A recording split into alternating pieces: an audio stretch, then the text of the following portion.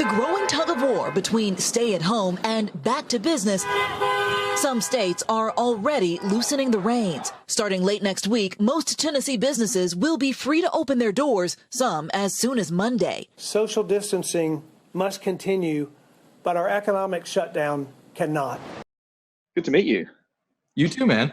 In the flesh. Yeah, so to speak. Kind of.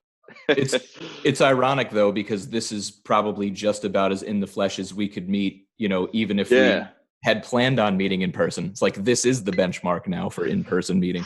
Really much, yeah. Where are you based again? So I'm usually in the Philadelphia area, although my wife and I decided to take our 2-year-old and go up to Maine to fully enjoy the quarantine, because now it kind of feels right. We're in the middle of nowhere. So I'm Googling Maine real quick so I can get an idea of where you are. Okay. So north, way north. Yeah, it's way north, and there's not many people around, and it's still the off season, and we're just surrounded by, trees and water and lighthouses, and it just feels right. Canada just like kind of loops around Maine. Yeah, pretty much. Yeah. If we go another cool. couple hours, and we'll be in Canada, something like that. Yeah, nice.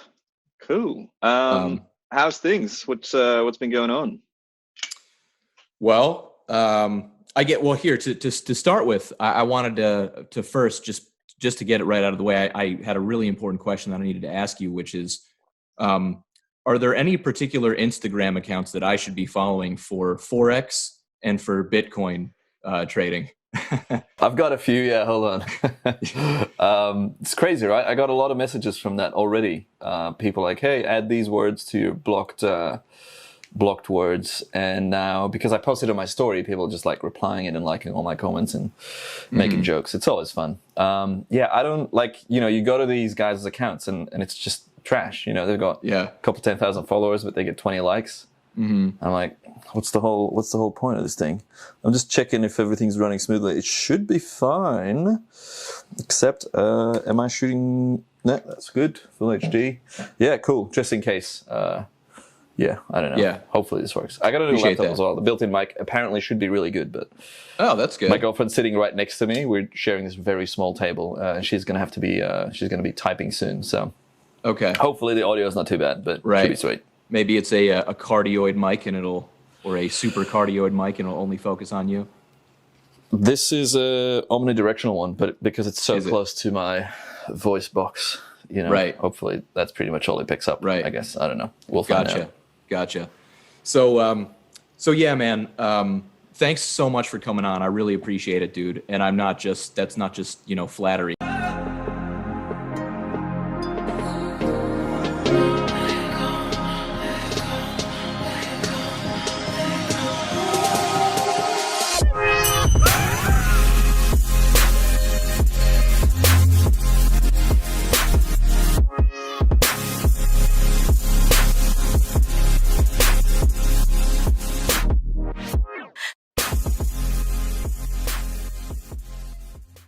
I really do appreciate all the people, including yourself, that frankly I have no business interviewing. I have no journalism credentials. I am not a well-known photographer or time lapser, although I try to be. So for some of you guys to be coming on is it's very meaningful to me. And in regards to your first question, like how are things going?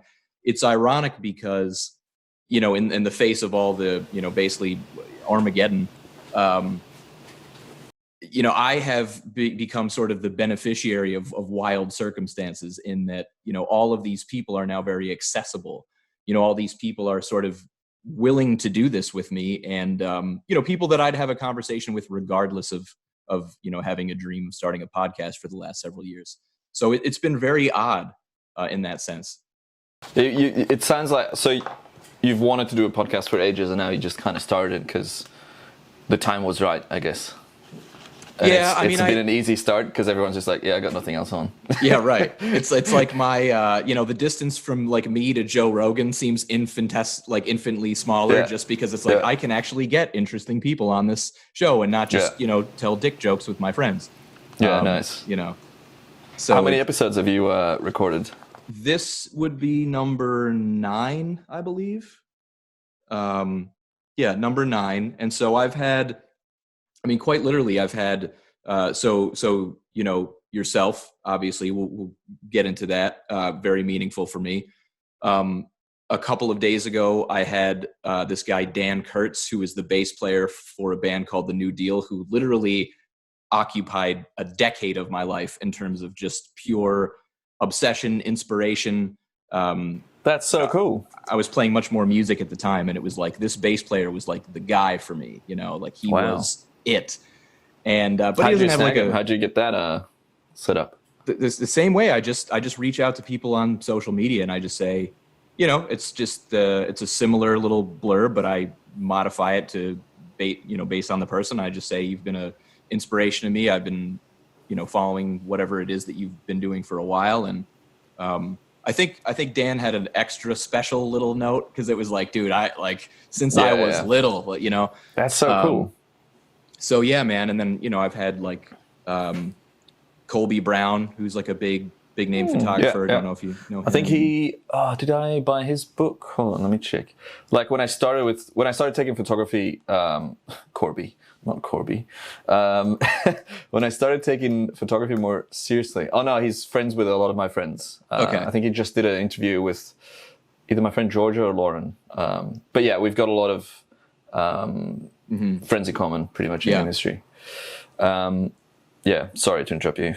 No, that's fine. So yeah, I mean, it's been crazy, and also Sam Woosley, whom who. In fact, I saw that, I don't know, on a story somewhere. I was like, oh, I got to listen to that because apparently he mentioned my name, which is cool. Yeah, well, it's funny because, of course, naturally we're talking about like fanboying out to some of these people that have agreed to do your podcast. And so one of the first things he said is like, oh, dude, do you know Matt Joey's? and Joey's. And I was, and I was like, oh yeah, he's going to be on like next week. And he was like, oh my God, dude, he's like the OG hyperlapse guy. And so we talked about how he just met you and everything. So it's a small world, the time lapse. It really community. Is. It really is. And it hasn't grown that much. It's grown a little bit, but I think the time lapse world, like everyone that's in it kind of knows like who was there at the start. And when the whole hyperlapse craze happened, I think it kind of started in Russia with this guy Zweitswai on Vimeo, and then it expanded from there. But like Mattia Bicky, Chad Gordon-Higgins, Michael Shaneblum, all these guys, like Toby Harriman, all these people, like we've all just been on this network on Facebook, and like I know you're doing time lapse there, and you're in LA, and that guy's in Canada or Vegas or whatever, and we're still kind of all doing that, which is great. It hasn't expanded that far out, I think. Like I mentioned this a while back, I think globally, if you look at professional full-time time-lapse, hyperlapse photographers, I don't think there's 1,000 people doing it for a living full-time. And like a lot of that group is part of that small group globally that makes a living out of it. And obviously people have expanded, more video work or stills or whatever, but it's cool to see that core group of time-lapse shooters is still kind of around, still doing that stuff. Yeah, for sure. I was saying the other day, it's kind of it's a feast or famine, kind of industry. Like you're either doing it. There's no like middle class, time-lapsing community from what I can tell. It's like you're either making like, $100 a month on stock, or you're like, no, this is my thing. And like that, I don't, this is my income. Yeah, I don't really do stock, Like it's not, I know I should be doing it, and I know how I should be doing it probably, but I just, the hurdle of the amount of work that I'm looking at to go and pretty much remaster everything I've done, because any clip I export, I always notice like, oh, there's a bird there, or there's a little camera bump there. And if you're going to sell stuff for a rate that makes it worth it, you got to make sure it's a clean file. And I don't have a lot of clean files pretty much. There's always something that needs cleaning up. So I can't be selling a clip for hundreds or thousands, in dream state, when it's not a perfect clip. And it's just all spread out on hard drives. And now that I'm based in London, a lot of my footage is in Sydney, and yes, it's on a NAS and I've got access to it, but it's so slow to download all these, thousands of raw files to re-export stuff. So when I'm talking to someone like Martin Heck that I recently interviewed from my website, I got a new interview series about time-lapse, hyperlapse, people I find interesting pretty much. It's written stuff. But he sends me stuff. We're collaborating on a video, a tutorial. And I'm like, do you have any footage like this that I could use to show people how to like stabilize the Earth and or stabilize the stars and have the Earth turn around in an astro clip? You know what I'm talking about? Yeah, with the like the mount. So you can do it with a mount, or you can do it in post and fake it by, you know, scaling in and tracking the stars. And I asked him, like, Martin, do you have any clips looking either at, you know, Polaris or the southern pole star, whatever? I need to show the rotation of the Earth. He's like, yeah, sure. 2 minutes later, sent me like 7 clips on his website. It's hosted via Nimia, which is a boutique agency, but he's got all these files in 8K, 60 frames, you know, ready to go, and I'm trying to download them. They're like 20 gigabytes each. They're huge, humongous files. But yeah, he's got his file management sorted. Like his database is impressive. He's got some really cool clips, and so like direct access to it. And you can only do that if you have that from the start, kind of a good workflow. It's so hard to go through old projects and hard drives and then start fresh. It's just a mountain of work that I don't want to do, pretty much. Yeah. A very long-winded answer to not really a question.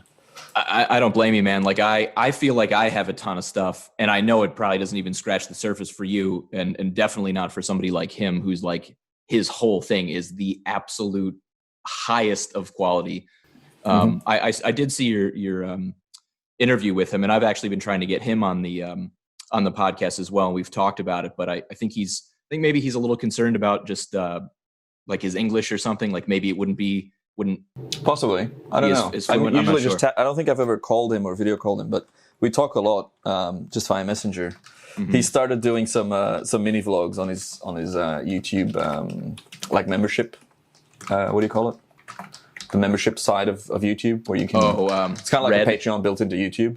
So he's doing these mini vlogs, which is cool. But yeah, he's in my eyes, he's a purist when it comes to time lapse, because it's just the highest quality, and it's just so stunning. Do you know MKBHD, the tech reviewer? It's probably the biggest tech reviewer out there. Okay. How big is he? He's got like 10 million subs on YouTube. Holy 10.7. shit! Okay. And he's always, you know, he shoots all his stuff in 8K, like he, you know, does unboxings and reviews iPads and stuff. And he's always, you know, about the highest possible quality. And when he got a screen, he was talking about a screen which wasn't great pixel-wise or color-wise. And then he kind of like, he wanted to reboot his vision or something. And he turned to his 4K or his 8K screen, and he played some of Martin's footage on there as like, this is the pinnacle of, you know, high quality, high resolution, beautiful footage, which it really is. You know, I'm really glad I get to talk to Martin a lot, because I'm a huge fan of his, which I don't hide, because I talk about him on every other newsletter or the website post. Right.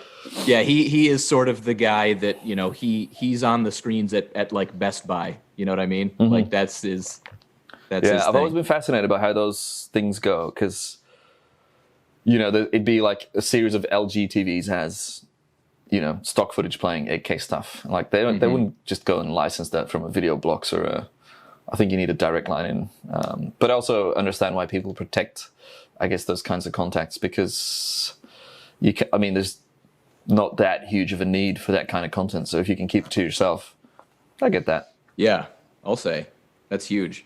So yeah, anyway, I read that the interview, and then of course I salivated over like the setup that he actually had. Where it was like the crazy, 256 gigabytes of RAM, and I'm just like, Jesus Christ, like my with my new MacBook. Yeah, right. It's like I actually just bought a new computer, and I was like, you know, semi geeked about 32 gigs of RAM, which is just like a drop in the bucket. I mean, it's a laptop. Which one did you get? I actually got a Dell, not a MacBook. No hate on Apple of any kind. I love Dell. XPS. No, actually not the XPS. I got the 5540, which was like, I was looking at the XPS and I got the 5540. Wow. It's not cheap. No, but I did get it on eBay as well. So that helped me out. But yeah, I mean, basically everything was top of the line, except I didn't get the upgraded video card. I got the T1000 and not the T2000. Which, if you're a Terminator 2 fan, you know, you've got to go T1000 all the way. Yeah. Cool. Yeah, I just got the new MacBook. So I've had a 15-inch MacBook since 2014, I think, mid 2014. got a full spec iMac back in Australia because I travel a lot, or I used to travel a lot, and my girlfriend moved to London. More mobile. I don't want to bring an iMac here for a year or 2 years, whatever. So I was like, all right, eventually I'm going to have to upgrade this laptop, which I recently did. I've only had it for less than a month now. Because of the exchange rate and the majority of my money being in Australia, the pound versus the dollar, it's double. So £100 is $200. Mm-hmm. So my laptop that in Australia would have cost me, I don't know, 6,500 Australian dollars, here cost me £4,300 plus extra, fees and stuff, translated to a $9,000 laptop. Yikes. So you got to pay the nice 33% 33% upcharge on that. It's painful, but now I've got a full spec 8-core i9, 64 gigs of RAM, 2 terabyte SSD, all that stuff, and a touch bar that fucking. Sorry, can I swear on this podcast? Dude, I don't know if that's swear away. This is the most casual podcast. Like I swear I've got a lot, but the first episode I just got drunk with Emmerich on it, and we had to take like 4 piss no breaks. way. You know. Yeah, we should have done this in the evening. Although I'm trying not to drink during the week because of Corona time. We started like having a wine here and there, and then before you know it, you're having a bottle of wine between the two of you each night, and then like, no, let's not let this escalate. Let's try and maintain.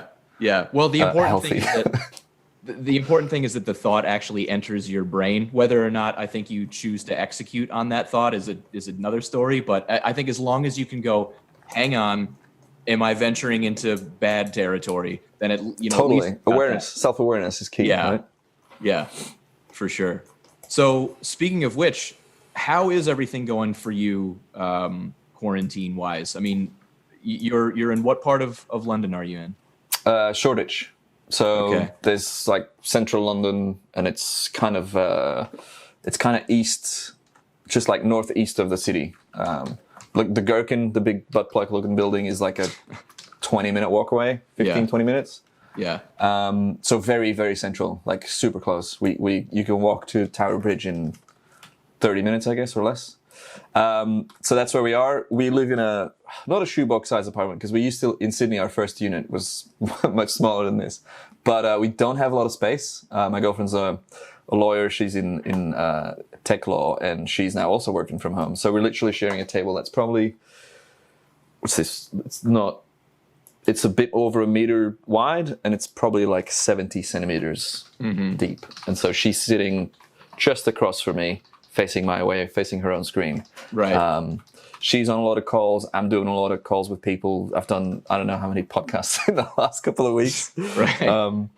And it's just, it's small. So we're trying to, we try to keep stuff clean. We're trying to leave the house once a day, which is allowed now, to go for a run or just a walk, or like to go to the shops. But it's ups and downs. I feel like the first couple of weeks I was doing fine. I was like, all right, I'm going to do 100 push-ups a day, and I'm going to try and stay healthy and active. And then stuff just hits you. So again, self-awareness, I pride myself on having decent self-awareness. I know I can recognize when stuff's going well, and I'm like in these, mega days where you get so much stuff done, you're super productive. So I try to make most of that, because I know the pendulum swings back the other way. In the last 2 days, for example, I've had these just horrible days where I'm like, no motivation, no drive. When I think we were supposed to podcast last week, was a really bad day for me, where I couldn't even smile. I just couldn't bring it up. So I really didn't want to get on a video call and talk, because I was just not in a mood, and it'd be a waste of everyone's time pretty much. So today's luckily much better. But yeah, big ups and downs. I've been talking to some other friends around here that, isolated as well, and luckily we don't have any kids that we need to mind, or and both our work. Like Amelia still got work, my ebook's selling well, so financially we're sweet.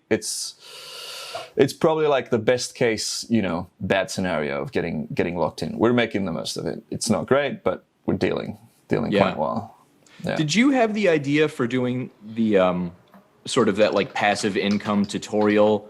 Was that sort of already in the pipeline, before this thing happened? Because it seemed that way. Like it just was one of these crazy things where it's like, wow, what fucking timing? You know what I mean? Freakish timing. Tell me about it. Yeah, it's been in the works for months. So my first ebook, 2 ebooks, it's like a bundle about time lapse, launched in February last year, mid-Feb, I think. And then I planned on releasing a new book a year later. And the new book was it's kind of meta. It was about how I made this book and how I make money online and all this stuff, to teach people how to do what I do, which is, half my brand. If you look at my YouTube channel, I got hundreds of tutorials on there teaching people how to shoot, film, time-lapse, processing, whatever. This book was spent probably, 2 months writing it, like on and off, sitting in a cafe, tapping away, figuring out what do I want to share, what's too much, what's too little. I'm not a writer. English isn't my first language, even though a lot of people think it is. Writing something is difficult if you're not a writer, I think. So I really took my time to make it as, immersive, entertaining, valuable as possible. So that took a while. And then right when launch day was around the corner, I did like a private launch for my, Patreon supporters, and then the newsletter subscribers, and then global on all my socials. Right bang when the whole Corona thing started happening, and when events were canceled and festivals were canceled and travel was canceled, and all of a sudden, in the span of probably a week or less than a week, I'm looking at my entire network of friends and creatives globally through Facebook and Instagram. All these creators, photographers, videographers, artists. All of a sudden, everyone's like, fuck, all of my work is gone. I have all of my gigs, entire summer's worth of gigs. Both of my brothers, they're DJs. They live in Amsterdam. They're like, well, there goes 70% of my income, which is made on the weekends at events and stuff. So I was like, damn. And then there's two things that I felt. One was like, perfect timing for me. I've made a book about how to make money when you don't have a lot of work. So you can do that on the side hustle porn, whatever you want to call it. And then the other side of it was like, I don't want to come across as if I'm taking advantage of this really bad time, which it really is for a lot of people. Right. So I can see how you might think that. Yeah. And the timing was just freakish, and this has come up in a lot of interviews about it. But no, I definitely did not plan to launch. I wasn't waiting on a global pandemic to launch my new what a strategy. What a marketing all right, it's here. It's go time. Yeah. So I sent it out to a lot of people in the hopes that it can help. And some of them read it and found it incredibly valuable. And are like, dude, this really motivated me. And people have like redone their websites, started up newsletters. Other people started reading. It's like, oh, it's not for me. Whereas I know it is for them. Like, I know you're the perfect fit for this. So why don't you just... So maybe that's my failure, that it isn't convincing enough. But I don't think that's the case, because the reviews I've got from people that have gotten it for free as well as paid people have been amazing. There's one person this morning, actually yesterday, requested a refund because he was like, look, it's not what I thought it was going to be. I thought you'd be going more in depth. And he's literally the first person out of, it's got to be 150 something people now that have fully read it. And he's the first one that was like, I was disappointed and it's not worth the money. And I'm like, all right, let's talk. Like, obviously I refunded this person straight away. And then I was like, if you wouldn't mind, can you tell me what you thought was lacking from your point of view, so I can make sure that, I hit all the people, all the markets correctly, I guess. And he gave all this feedback, and from his feedback, I could tell that my impression was like, why did you buy this book? You know everything already. This happened once with my time-lapse books as well. The contents are listed when it's like, this is what you learn. Here's the table of contents. So why would you buy something if you already know everything? But very valuable feedback for me, what this person gave me. I've yet to reply, but yeah, it's made me clear that maybe I have to update my marketing copy a little bit, or make it more clear that if you're at a certain level of knowledge about passive income, then this is not the book for you. Yeah. Luckily, I've had 149 people, or how many, reply with, mate, this is incredible. It's so motivating. I've got so much drive from this, and I'm so inspired to do this. And it's really cool to see it happen, to see people start with newsletters. And my buddy Andy redid his whole website, and yeah, it's great. Well, dude, I would definitely say that, don't go putting in like tens of hours of work to update something if your win rate is 149 out of 150. Like, that's still pretty good. Who knows what, maybe this guy had something weird for breakfast, he had food poisoning or something, who knows? Yeah. No, the cool thing is, super respectful, super friendly, like, hey, I don't want to offend you, but I feel a little bit ripped off, here's why. And then it's a great, sadly, it's rare these days to have a very mature positive, disagreement, constructive criticism. And at the end, he's like, again, really love your work, been following you for years, but thought it was, I had to tell you this. And I'm really glad I did, because if you never get, feedback, constructive criticism, you won't be able to improve on those things. But yeah, I won't be rewriting the whole thing for this one person. I think this was just a mismatch in expectations, pretty much. Right. Yeah. Well, dude, you definitely, like, to your point about just right place, right time. It's like, I almost feel like you're like the Tiger King, of like creatives, where it's like, it just dropped at like this perfect, like, oh God, what the hell are we going to do? Well, here's Tiger King.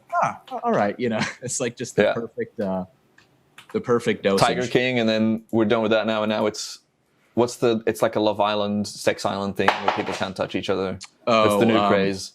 Yeah. I haven't seen it, but I know what you're talking about. It's just like a bunch of sex addicts suggested. Yeah, can't kiss, pretty much. Basically, apparently they can win like $100,000, which is a lot of money. How long does it take? I don't know. In Belgium, we have a show called Temptation Island, which is it's more outrageous actually compared to the standard Love Island, I think. And the premise is you have a bunch of, say you have 10 couples, male, female. They haven't progressed into same-sex couples, I think, or like non-binary people, as far as I know. Last time I saw it on TV in Belgium ages ago. But yeah, they put couples on an island, 2 islands, split them up by gender, and then fill the island with the opposing sex, and they're trying to fuck them. They're trying to destroy these relationships. So a lot of people go on the show to prove how strong they are in their relationship, or one person's cheated on someone, and they're like, no, I promise I've improved. Let's go on Temptation Island. And it's honestly, it's trashy TV, but it's incredibly entertaining. Yeah, for sure. I assume it's kind of, same realm as this. It's a, STD Island, maybe. I don't know. Yeah, STD Island. That sounds about right. So speaking of which, you guys are cooped up in a, speaking of STDs, how about that chlamydia? No. So you guys are, like you said, you're cooped up in a relatively small space. How is your relationship going for that? And I'm not like playing psychologist here. I'm genuinely asking, because I know that some people are like, oh man, this has actually been great. I didn't realize how much I appreciate her or him or whatever. And then there's other people where they're just like, dude, I'm going to kill myself if I don't get the hell out of here. So it's not without challenges, but we've been together for almost, we actually met 7 years ago, almost to the date. We kind of got to know each other online before in real life. So we could figure out that we had a really great relationship through communicating. It was more of a emotional thing. You can kind of feel like, hey, we get along really well. We have great conversations. So then we committed to, I moved to Australia to see if this non-physical relationship would turn into something more, which it did. That was 7 years ago. I guess what I'm trying to say is that we have a really strong relationship because we have that different kind of foundation that was purely like a physical thing at first.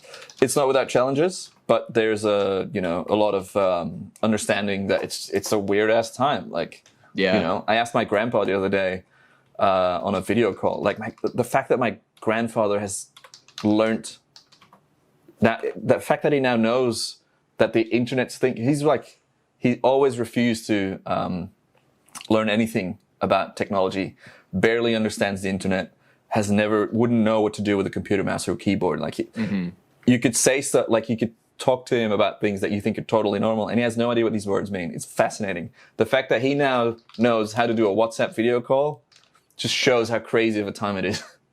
Right. It's totally unprecedented. But yeah, you try and keep that in mind when you're frustrated or you've got a bad day. Usually we kind of flip, like I'd have a bad day and then Amelia kind of takes care of me, or she's got a bad day and you try to take care of the other person. Every now and then these cycles kind of match up and you both have a horrible day. And then, or just order pizza and have some wine. And then Or maybe it goes the other way. You have a day where both of you are like, manic in the positive. Yeah. Today was a pretty good day. It's just ups and downs. And I was talking to my buddy Michael earlier, and he's like, "How you holding up?" And ups and downs. When there's a down, there's going to be an up around the corner, which is a kind of an attitude that I've always had in life. After going through some shit, you gotta have the lows to really appreciate the highs. Totally. Pretty much. Yeah, totally. You mentioned earlier about how we initially had this scheduled like a week ago, and you were kind of having like a meh. Let's just call it. Let's do the internet justice and call it a meh day. Yeah. And I was wondering, like, I think you sort of blamed it earlier on the quarantine situation, which is totally valid. Because I think there's probably more anxiety and more depression in regards to social distancing and everything, which is true. But I was just wondering, do you ever get like that, even, BC, but before Corona? Like, did you, I like that. Do you ever have those days where you're just like, there's nothing wrong. I don't even know that I have a clinical depression or anything like that, but it's just this real lethargic, my brain is just on this odd autopilot thing. I can't think outside the box, that kind of thing. There's you're kind of frozen for a bit there. I don't know if it's okay. It seems to be better. Got me? Yeah, looks to be all right. I guess your video is a bit slow. No, it's fine. So, first off, I actually have what they call clinical depression and anxiety, or I always find it weird to say I have. Years ago, I told him, he was like, look, I've been feeling really down lately and like unmotivated and blah, blah, blah. It's like, go see a doctor. We were still in Australia then. He was like, all right, you need to talk to a psychologist. You can get subsidized counseling or therapy, 10 sessions. It was called the mental health plan. And I met up with a psychologist and we did, conversations and this test. And she's like, you have depression. That's what it is on paper, black and white. And it's, like looking back in, to earlier stages in life, I could recognize, what they described or what I felt then, that I went through then as well, like ages ago, before you gave it a name, before it becomes something tangible. Right. Part of me was annoyed that it was then,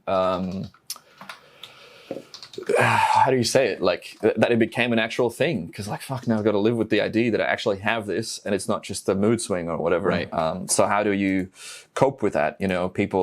For some people, medication works. I haven't tried medication myself. 420 was yesterday. That's a hint as far as medication goes in, legal, illegal stuff. But, that's one way I deal with it. But the other way is I know what helps me, social contact. I'm quite an extrovert. I thrive in social situations. So, COVID's taken that away, which is annoying. But before COVID, I would, thrive in nature. And when we lived in Sydney, we were a 10-minute walk from a beach, 15-minute trip to Bondi Beach, like beautiful, world-renowned beach in near the city. Nature, just getting up for sunrise, doing sunsets, shooting, hanging out with friends, all that stuff really, really helps me. Being healthy, trying to stay fit physically. And now so much of that has, disappeared. So now it's like, how do you deal with stuff? And it's, you try to cope. So I try to, we're allowed to go outside once a day, for physical exercise or to go to a necessary grocery shop. So we try to combine those, and we went for a run yesterday. I never liked running. I used to run when I was younger, and then I became a bit heavier, and then I ruined my knees pretty much with running. And now I'm trying to get back into it because I can't go to the gym. I don't have any weights. Right. We don't have any, physical exercise equipment. So what burns calories and helps your cardio is running, I guess. So there's a lot of parks around us that we try and go to. But it's the self-awareness that's important. It's knowing that you've got something, and also knowing that when it gets bad, that it'll get better, and knowing that what helps you. Again, for some people, medication, pills help really, really well. I haven't even tried those yet. So, maybe I should be on them. I don't know. But to go back to the start, anxiety and depression, they go hand in hand. I definitely live with that, and that gets better and worse. And Corona doesn't help. But because you're so extremely aware of it and everyone's kind of going through a similar situation, you try to cope with it.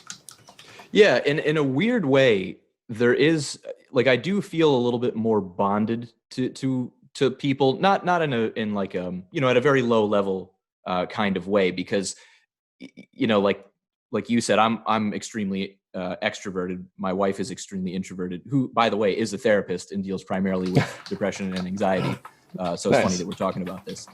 But you know, for me, it's like my brain seems to always operate at like a Seinfeldian level. It's like I can't help but like poke the awkward, you know, the elephant in the room or whatever. So it's like for me, you know, it's just you go outside and like, what else can I say? But like, hey, how about this? You know, to just anybody that walks by and is willing to entertain my stupid, like, can you fucking believe this?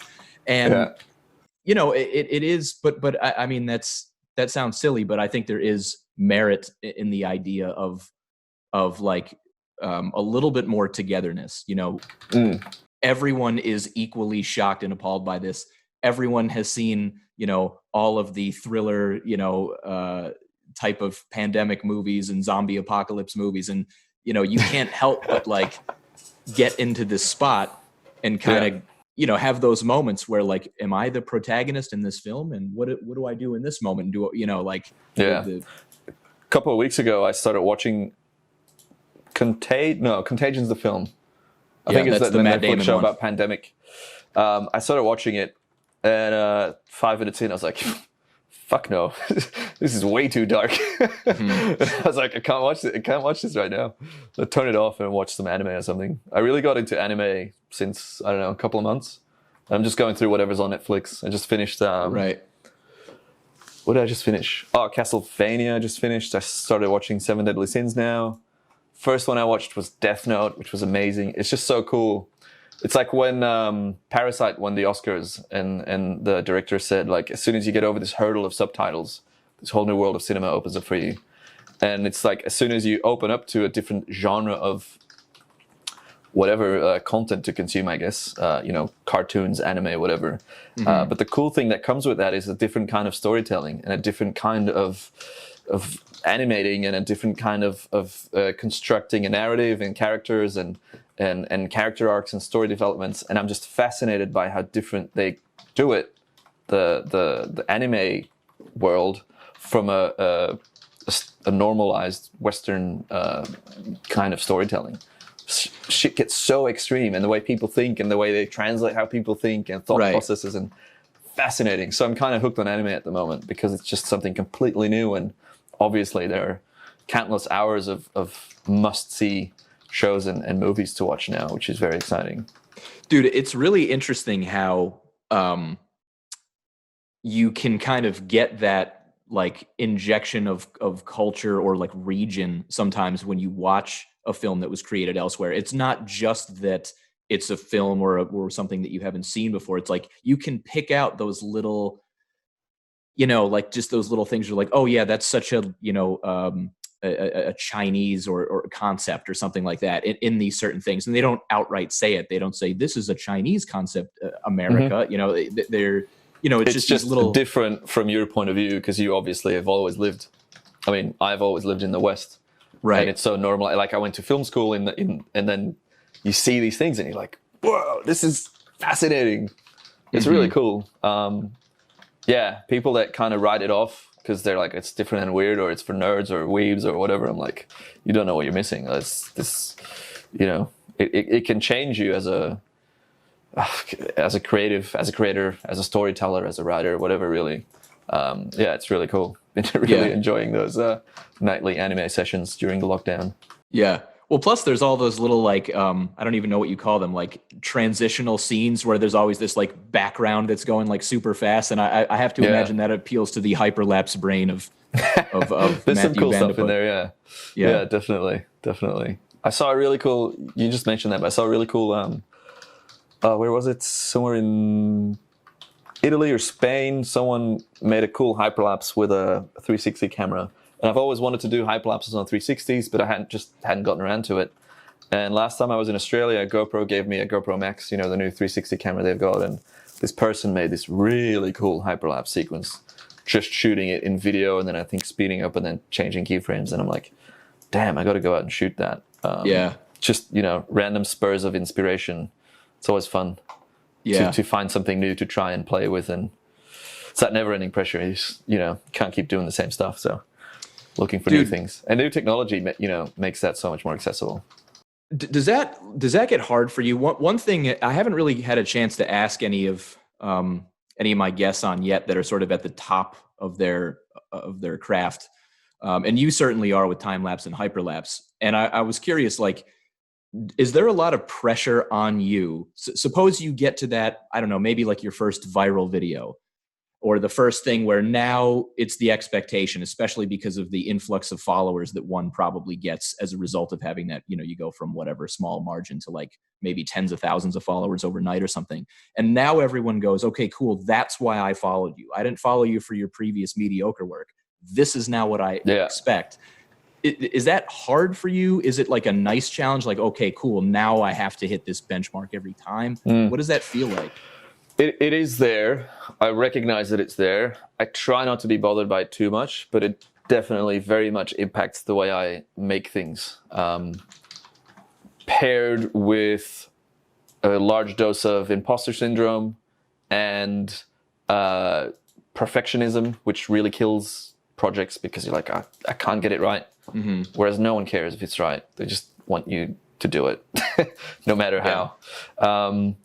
It is hard. So in 2013, for context, I went viral with like a time-lapse showreel, about to hit 1 million views, I think. But then it was going off like 300K views in a day, I think. Mm-hmm. Got a lot of followers from that. And then I had to follow it up with, a new showreel. And just the pressure to make something better that like probably won't go viral.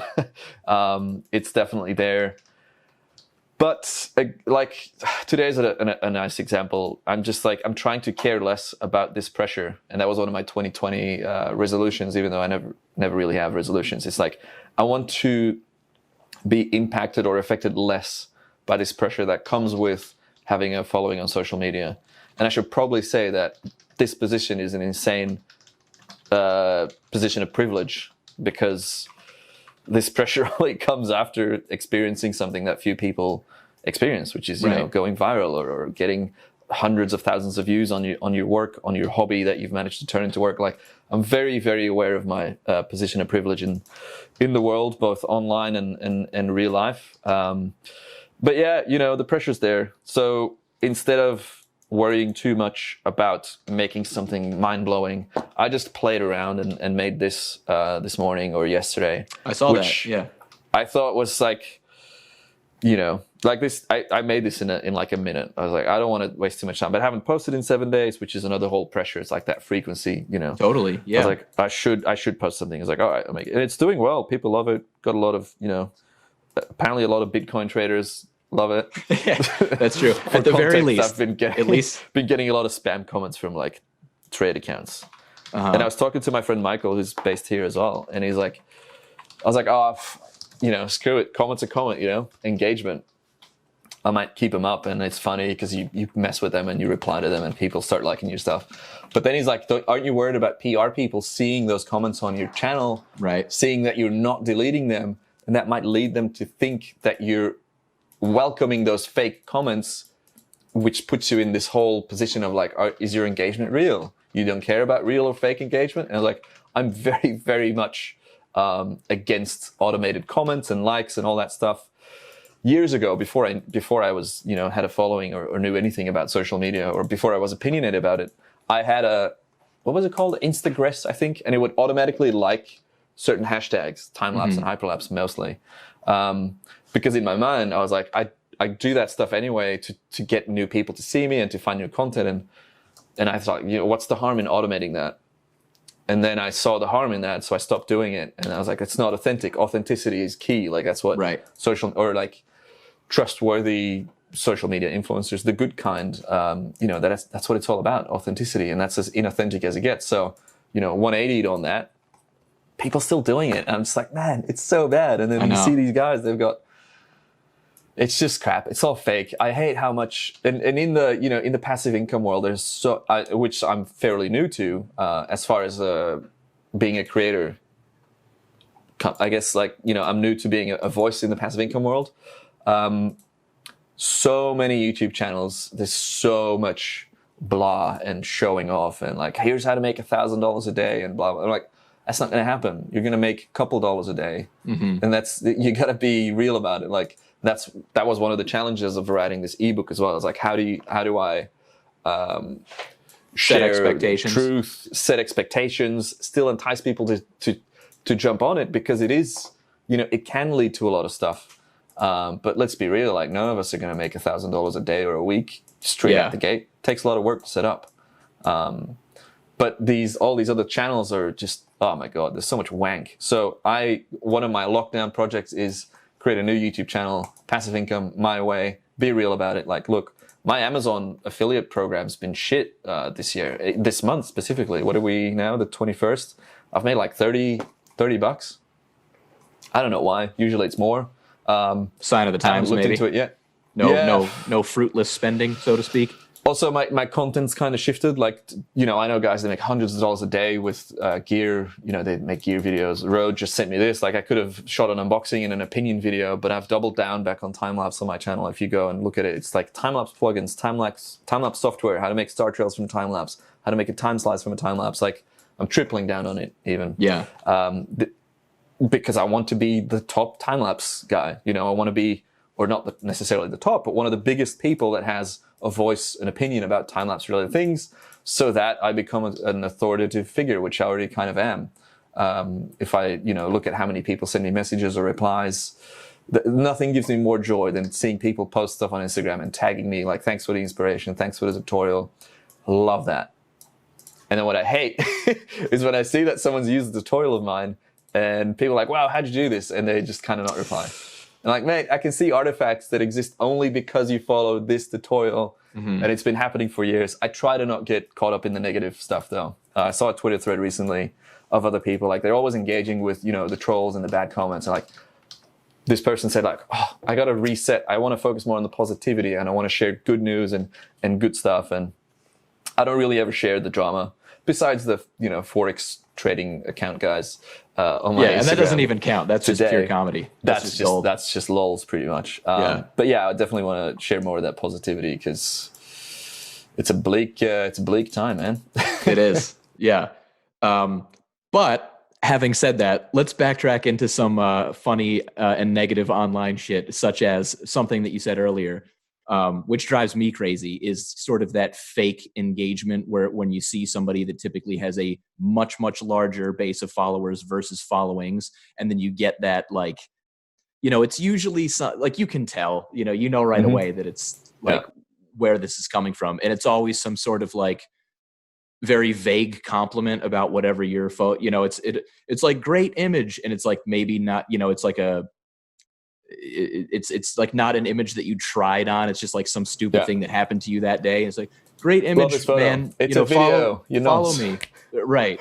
And it's always like, yeah, check out my page or something. And it's just, and it's like, it's weird because it's like, the knee-jerk reaction, especially probably with people that are just trying to get some sort of following, is, you want to, is this debate between, like, do I say thank you? But it's just like, why am I saying thank you? This is ridiculous. I see it all the time on smaller accounts, because I still, look for new content, look for new inspiration, and try to engage with people that are doing the whole thing where I was at 5 years ago.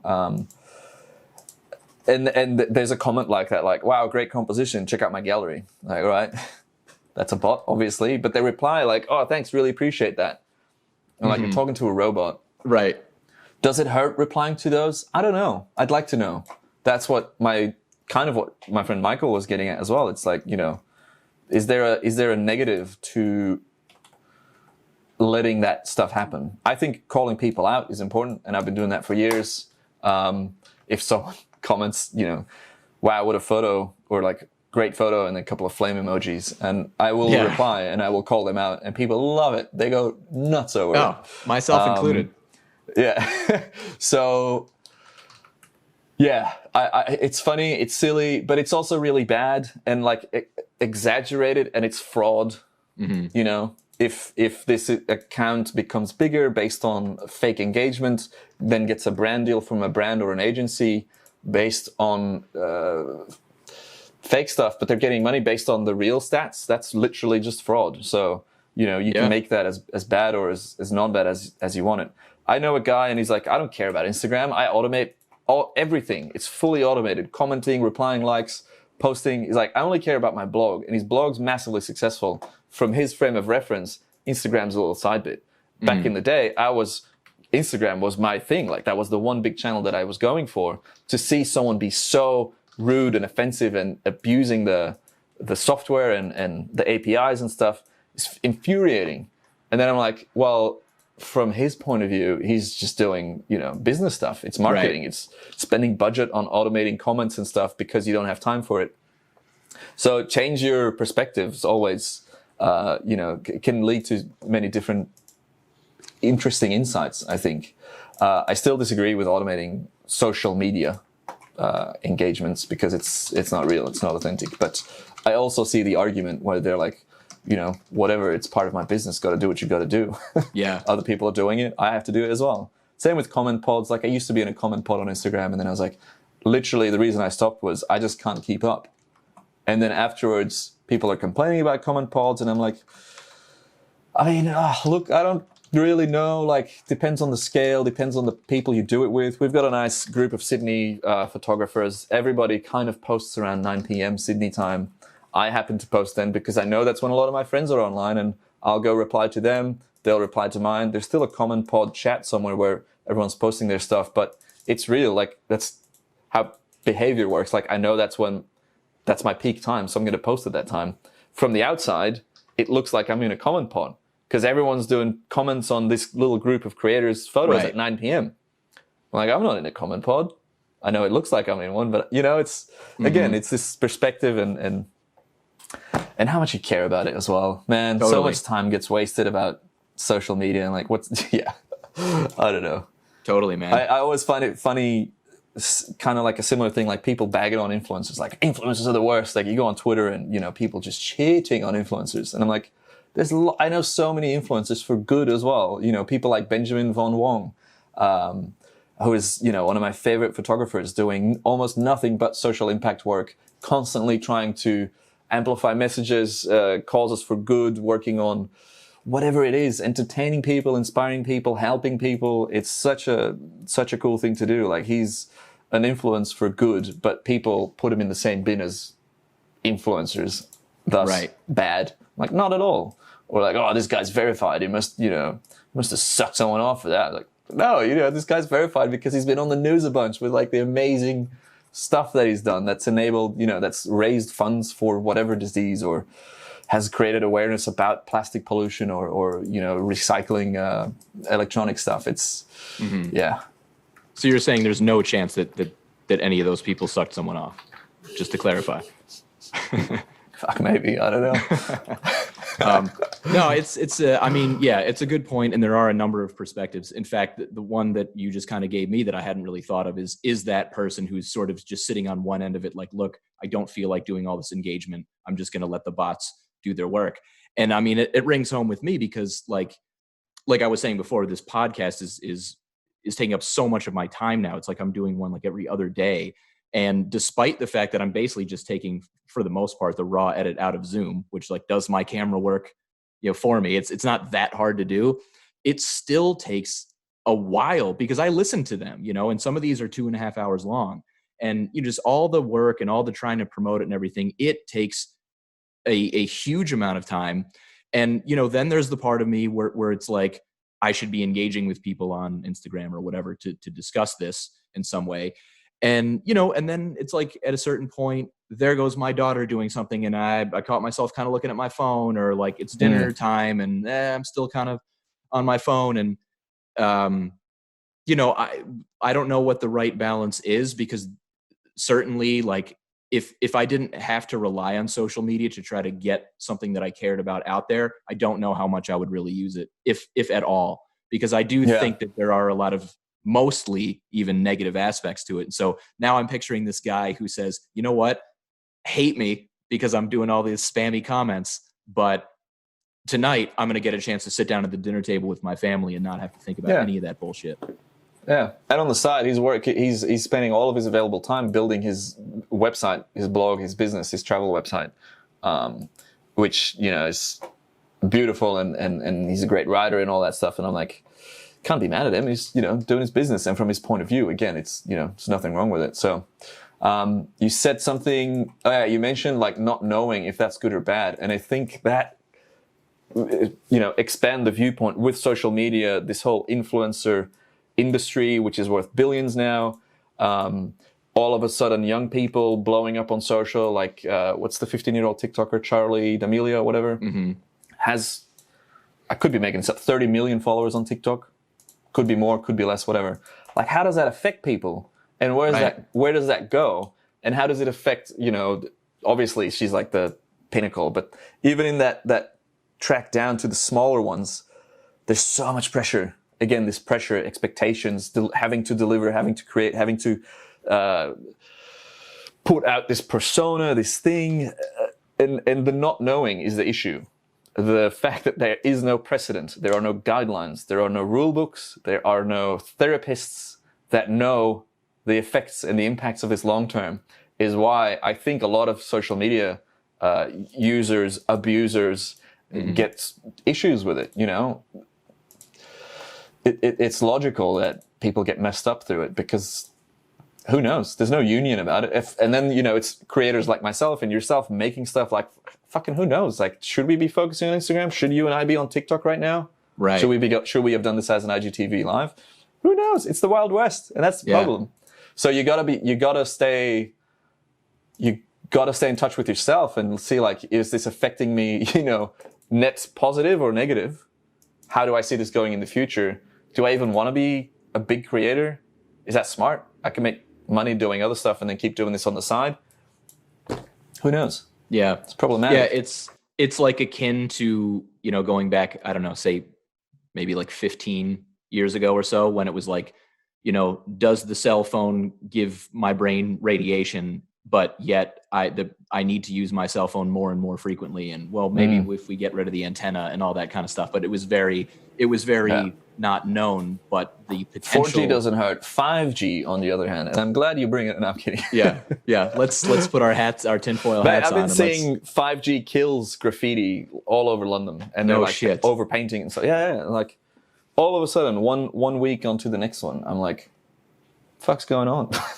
Is it possible so it's maybe like a sarcastic graffiti artist that's like hot, like possibly, chortling, but then it plays into these impressionable people, and then the media jumps on it, and then there's manipulation. And man, I tweeted this morning in a reply to someone else. I was like, "Democracy's dead. It's gone." We're watching Succession, the TV show, which is kind of like about the Murdoch media empire. It's fucked off, man. Like, I don't think democracy works anymore because it gets manipulated 200% constantly by fucking who knows. CIA, the Russians, someone else. Illuminati. There's a lot of stuff going on constantly. Go on Twitter and go on to any debate and just click on a couple of accounts and be like, Henry247659, 2 followers, accounts, a month old, yet has dozens of tweets, bagging on the left, bagging on the right, bagging on the centrists, whatever. There's so much noise, and it's fucked up. I don't know where it's going to go. How do you bag on the centrists? I always feel like They're two centrists. Right. Make up your mind.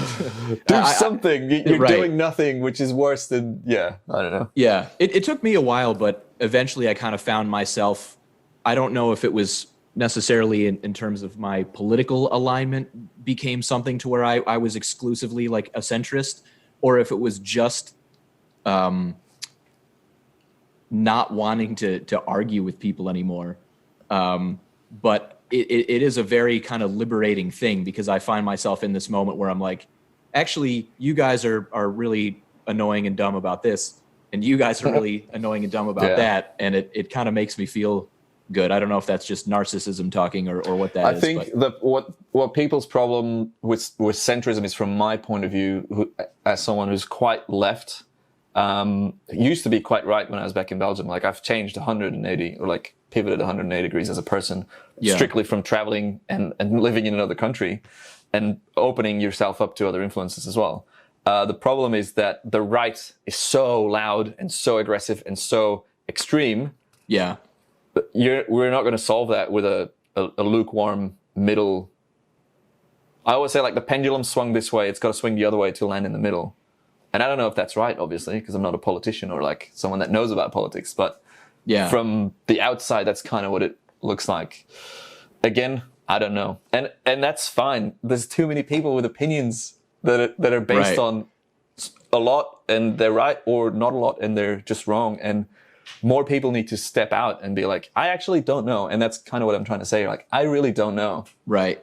I think democracy is that I don't know necessarily. I know there's a lot of issues, but I'm not the right person with the answers on that. Right. Yeah. Well, again, self-awareness. That seems to be exactly. Yeah. That's like the bottom threshold that I feel like, at least just whatever you're doing in your life, just try to ask yourself, is it me maybe? Is it? Yeah. Am I the dick? Right. Was I the dick? Yeah, man, like you mentioned earlier about social media and like what are potentially the impacts and do the psychologists know and that sort of thing. And there are some interesting stuff that's come out very recently. I don't know if you watch any of the Joe Rogan. Occasionally, mostly podcasts. The like very exotic, sexy Graham Hancock style ones where it's I'm getting my mind blown by this story. And I'm not a hater. I'm not a lover. I'm neutral about Joe Rogan. I think there's issues, but it's also great. Quite a centrist approach to Joe Rogan. Yeah, totally. But his Graham Hancock stuff I found so fascinating. Yeah, same. Those are some of my favorites. I haven't read the books yet, but there's one that's like 3 hours long, and I listened to it on a road trip with a buddy of mine, and we were both like, "Whoa, huge!" I know. Yeah, and Randall Carlson as well, when he has both of those guys on. Randall Carlson is the American who's the geologist, I believe. Okay. Yeah, if you haven't seen any with the two of them, it's great because where Graham Hancock is sort of more the space guy, and kind of I don't know. Hold on, I'm saving it to my watch later list. Got it. Okay. Yeah. Graham Hancock seems to be kind of more of the like space and comet guy. That's kind of more his thing. And then overall, I suppose this is sort of his theory from the top down. He eventually meets Randall Carlson, who I think he's a geologist in the U.S. And all of a sudden, he is validating and corroborating all of these things without the same theory. So Randall Carlson's sort of this non-biased, guy who just says, well, here, take a look at all these things that I found. And Graham Hancock is kind of like, holy shit, this is piecing all of these things together. Yeah. But then the issue is it's 3 hours and 40 minutes long. Yeah. Well, I was like, I don't ever listen to podcasts. Chances of me listening to this recording, very slim. My sister that I did a podcast with recently about my ebook and the launch of it had to beg me to listen to it. And then after like 3 weeks, I finally did, or 2 weeks. I've never consumed podcasts. I started one myself 2-3 years ago. And then I was like, man, I don't even like podcasts. What am I doing? I'm just another white guy with a podcast. No disrespect. Yeah. No. I've first of all, I've made that joke already. So yeah, you can't. I already own that one. Yeah. But I don't commute to work. When I'm editing, I can't listen to voices because I'm editing to music or editing my own voice. So I don't really know. When I'm exercising, I want to listen to music. And late at night, I'm cooking. I want to listen to music. I don't know where podcasts fit in. I haven't found it yet. Maybe one day I'll discover it. But on a road trip is when I listen to podcasts, and then Joe Rogan was the last one. But yeah, I guess even if you listen to it, times 2 speed, it's still a long episode. But probably worth it. Probably super fascinating. I think I've actually never seen a Joe Rogan episode. Do they show a lot of footage, or is it just talking heads? They do, yeah. It's because I know the Jamie Pull That Up meme where it's they show stuff on a screen, but. Right. Percentage-wise, is that a... I usually have it on YouTube, and again, it's not my full attention. I mean, who the hell has time to do that? He does it frequently. But yeah, I usually pull it up on YouTube because I find that sometimes it is nice to see the mannerisms of some of these very intelligent people that he has on. I don't know, it's just extra meaningful. But I don't know that, like, podcasts probably aren't for everybody. I think they appeal to me because... And I think, honestly, I think this is a weird segue, I suppose, but I think a lot of it has to do with social media and the elements of social media and just the way that we get information these days is so fast. It's a soundbite. It's, especially like politics. I mean, that's the worst, where it's like, all it is just, let's get a 10-second soundbite to an answer for a question that requires There's no time for nuance or depth. No. you know, you can't even change your mind about anything. It's like, well, you said this 30 years ago, you're done, you know? You're not allowed to change as a person. Yeah. So I find that what podcasts are nice, at least for me, is there's really no way to kind of bullshit your way out of these conversations. It's just you and this person and your thoughts.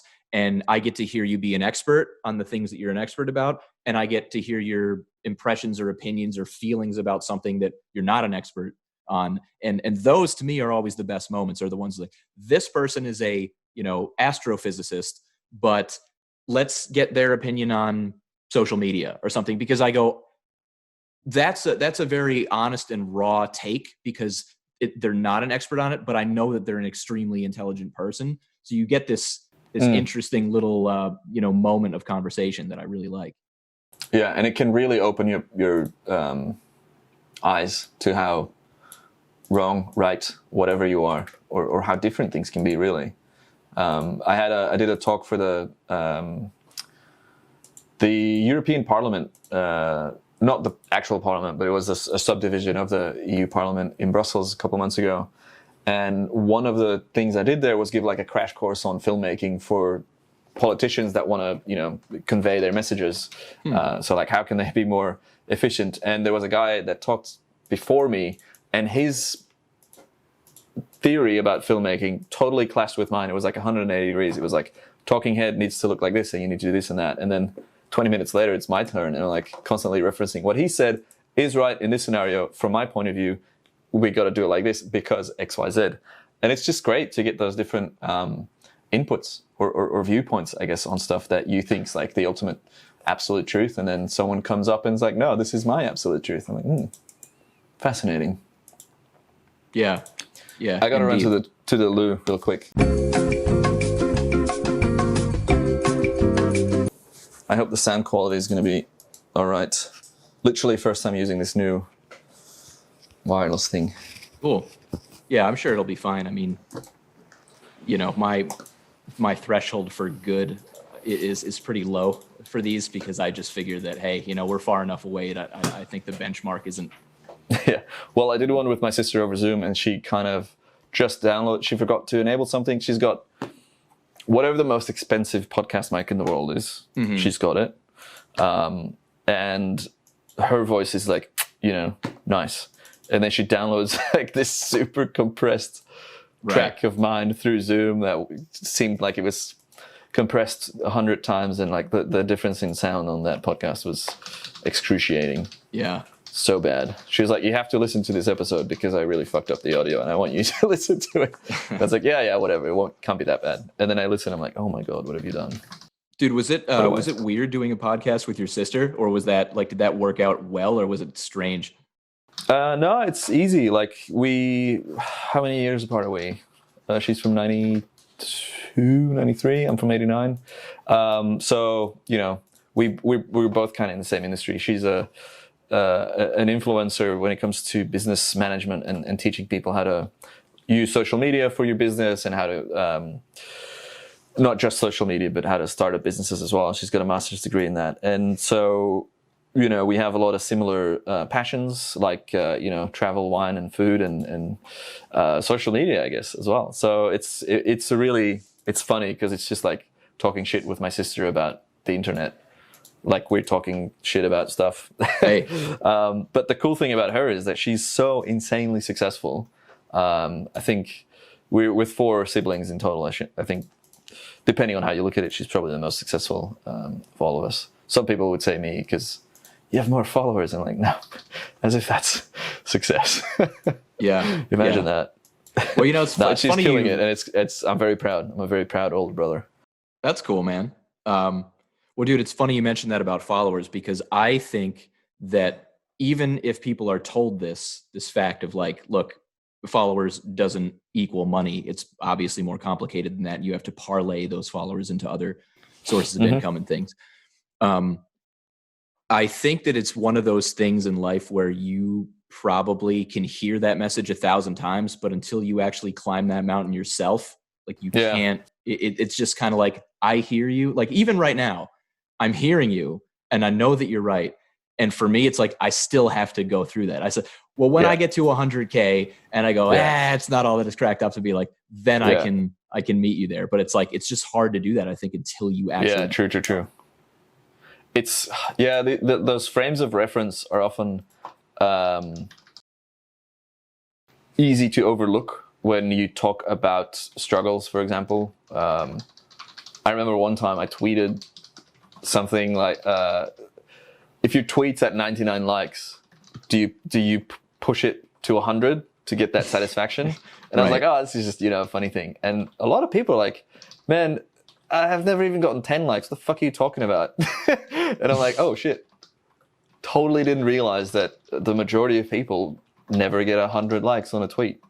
I mean, I rarely do, but that was just something that kind of like put my feet back on the ground, or got my head out of the clouds, whatever. It's like, frame of reference is easy to overlook.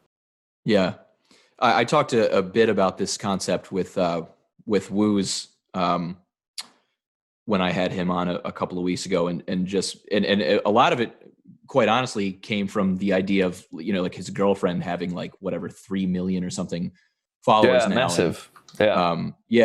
And I guess sort of tangential here, but part of what I had to know was, dude, is it weird dating a girl that has 3 million followers? Like, that's got to be so odd, man. And 1.9, 1.9, I've got quite a few friends in Sydney that are like, outrageously attractive bikini models, and it's just their job to show off their butt. They're literally like top models in Australia, and their partners, and it's funny, they kind of get desensitized to the whole thing. I don't my girlfriend's a lawyer, also a bikini model.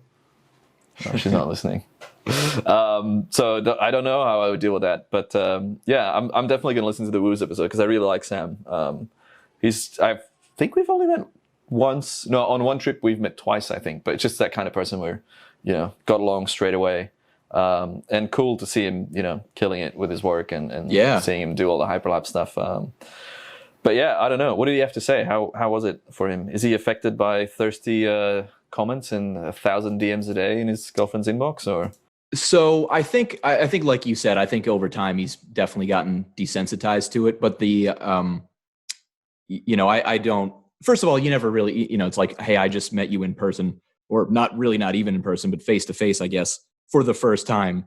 And now I'm just being like, man, does it suck having all these dudes like, thirsty for your girl? Like, you may not get the same answer that you get from if I had known him for 20 years or something. But, my impression was that it probably bothers him to some degree, but not nearly to the degree that could potentially like destroy a relationship or anything like that. I mean, he seemed to have a really good head on his shoulders about it. The most shocking aspect of it, although maybe it's not that shocking, was celebrities like DMing her all the time. Really? Yeah. No way. He was like, he was like, dude. Well, first of all, he was like, dude, the guy, like the shit that guys will say, and I'm like, I know, I know, like crazy. I get it. But he was like, but even like celebrities, and I was like, like celebrity, like somebody from a reality TV show from 11 years ago. Like, no, like celebrities of shows that I watch, like hitting her up, and I'm like, that's gotta be weird, super weird. Like, you've got a hero, and all of a sudden, like, your hero wants to bang your girlfriend, and like, don't meet your heroes. This? Although I met Hugh Jackman once, and he's a fucking legend. Mm-hmm. He did a Broadway musical show in Sydney called Broadway to Oz, and his production team, contacted me to license some of my time-lapse footage of this rainbow over a canyon in the middle of Australia. And so I licensed some of my footage to Hugh Jackman or Hugh Jackman's team. And part of the payment contract on top of the fee, I was like, hey, they offered me tickets to the show. I was like, I already have tickets. Amelia bought us tickets to go see it because I'm a Hugh Jackman fan, obviously. And like, oh, how great. And I was like, can I meet him? Can we do that? And they're like, yeah, he's got a meet and greet for friends and family whenever he performs. So they put us on the list. We got to meet him very briefly. Massively impressive guy, tall.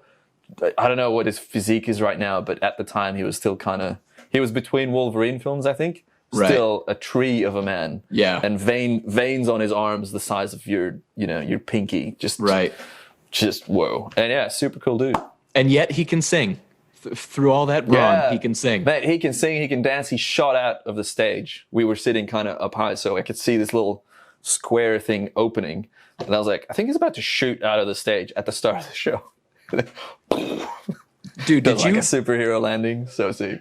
Did you write that into the contract where you're like also like must meet Matthew Vandeputte? Like did you actually like text that in there? No, I didn't. But that was it's a fun, definitely a fun story where time lapse can lead you. To a meet and greet with Hugh Jackman. I'll say.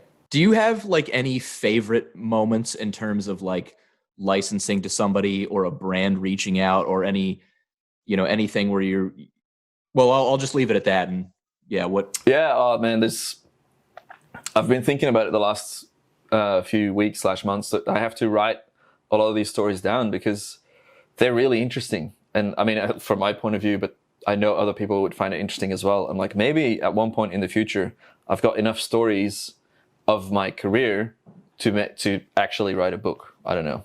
That would be cool. You heard it here first. But I've seen some cool places because I was commissioned to go shoot like Christmas Island, which is just south of Java. It's Australian, Chinese, and Malaysian territory. It's this super multicultural little island in the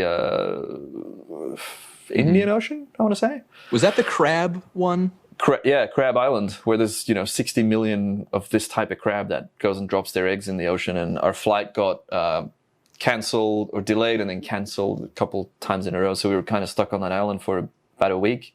But that was for Google.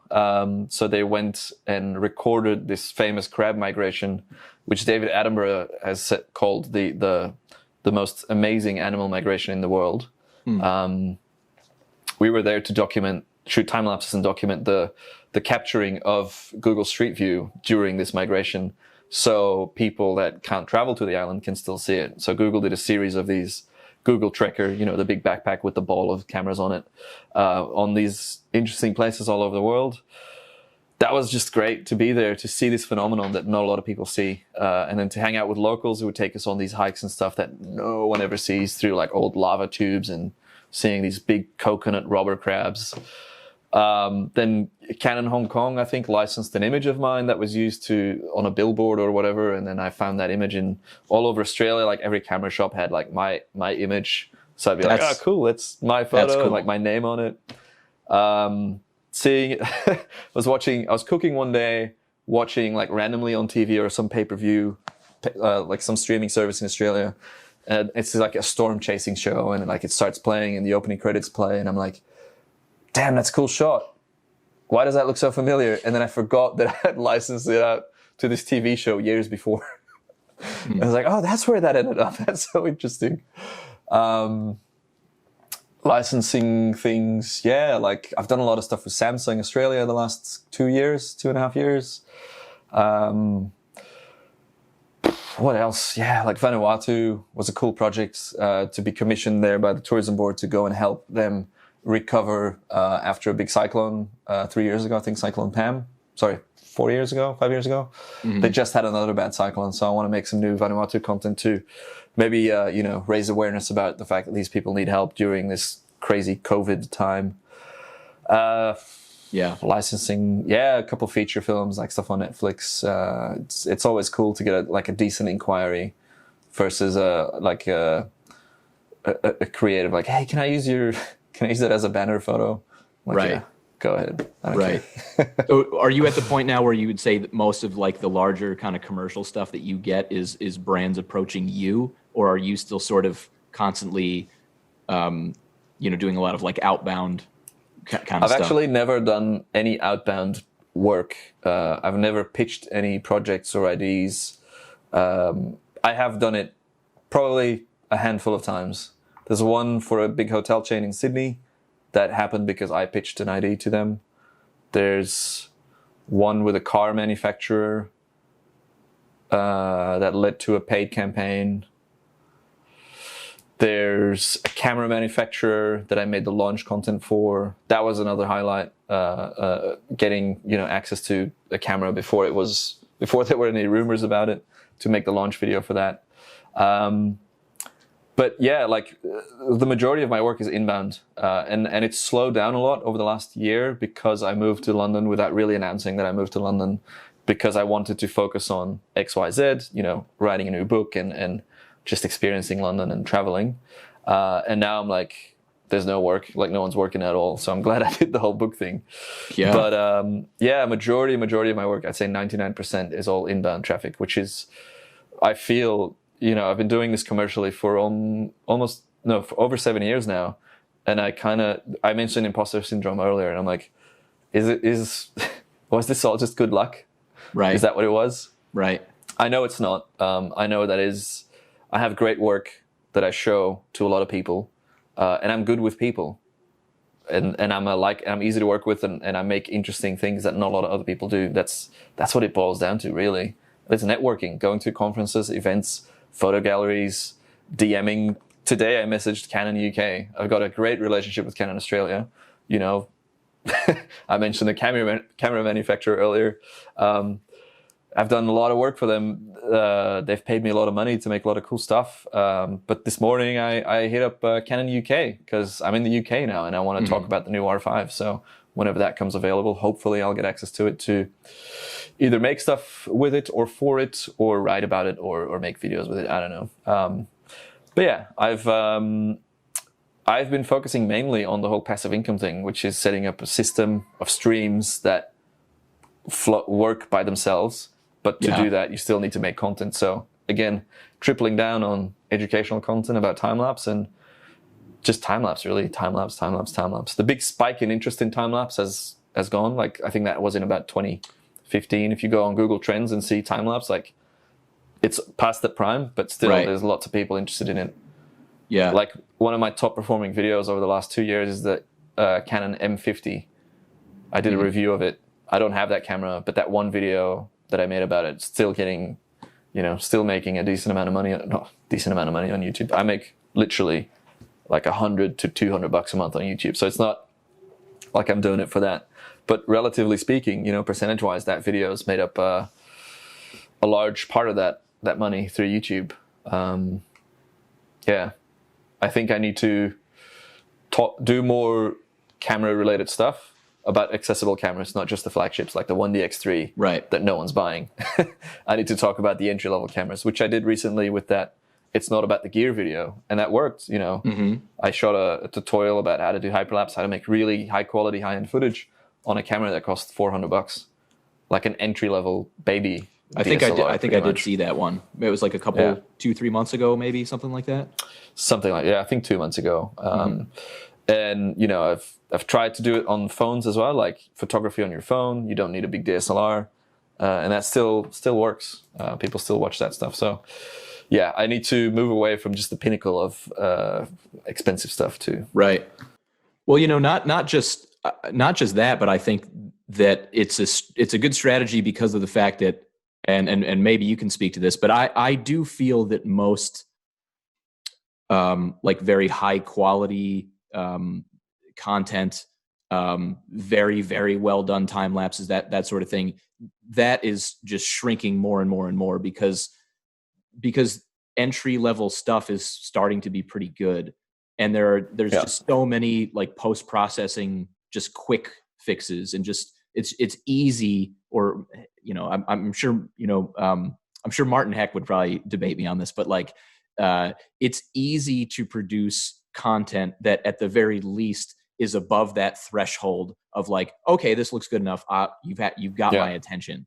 And so and that's a good driver for creatives to keep pushing themselves and finding new things. And there's a lot of really cool people in LA that have taken the time-lapse / hyperlapse / stop motion concept and then have teamed up with VFX artists. I'm talking like Ari Fararoy, Keish Bunny, A Sense of Huber. Like there's this crew of people in LA, or I don't know where they are.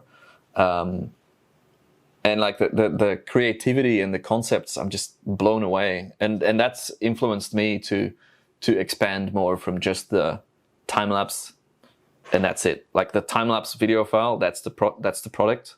Mm-hmm. You gotta like add more layers of effects and transitions and sound design, and because stuff's become more accessible. You know, people are selling ebooks about how to do time lapse photography these days. Yeah, assholes.